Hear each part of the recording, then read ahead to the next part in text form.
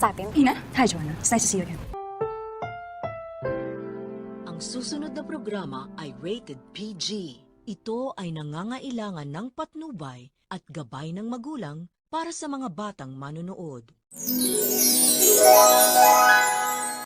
Hindi na nga mapipigilan ang pagiging patok at pag-angat ng bagong restaurant ni Lola Aurea na Shining Casserole. Kaya naman masayang masaya si Lola Aurea, hindi lang para sa kanyang sarili, kundi para na rin kila Ina at sa kapatid nitong si Nono. Kaya naman excited na ang lahat para sa grand opening ng Shining Casserole at invited pa nga dito ang napakasikat na chef ng Pilipinas na walang iba kundi si Chef Bonifacio. Sa kabilang banda, labis naman magtataka itong si Yuan dahil unti-unti nang humihina sa mga parokyano ang Joanna's legacy. Na hindi naman nakapagtataka mangyari ito lalo pat si Joanna ang humahawak sa nasabing restaurant. Na kung tutuusin ay wala naman itong kaalam-alam sa pagmamanage ng mga ganong negosyo at ang alam niya nga lang ngayon ay magbenta ng mga shares at hindi man lang nga nakakahalata si Joanna na inuuto lang siya ni Lani at Charlie para pag nabenta niya na ang lahat ng shares ng restaurant ay matanggal na sa kanya ang kapangyarihan bilang bagong CEO at eventually ay may-ari na nga ng restaurant. At sa grand opening nga ng Shining Casserole ay dito na isasagawa ni Ina ang kanyang pagbulaga kay Joanna. Kaya naman parang nakakita ng multo itong si Joanna nang makita niya at malaman niya kung sino ang may-ari ng nasabing restaurant na kalaban niya ngayon. Pagbabanta pa ni Ina kay Joanna na pababagsakin niya daw ang Joanna's legacy hanggat sa hindi na nga magkandagulapay ang restaurant na yun. At hindi nga daw makakapayag si Joanna na hindi niya maipaghiganti si Lola Aurea sa lahat ng ginawa ni Joanna sa matanda. Kaya naman parang binuhusan ng malamig na yelo sa ulo itong si Joanna dahil sa mga pagbabanta sa kanya ni Ina. At dahil malalaman na nga rin nila Charlie at Lani ang bagong restaurant ni Ina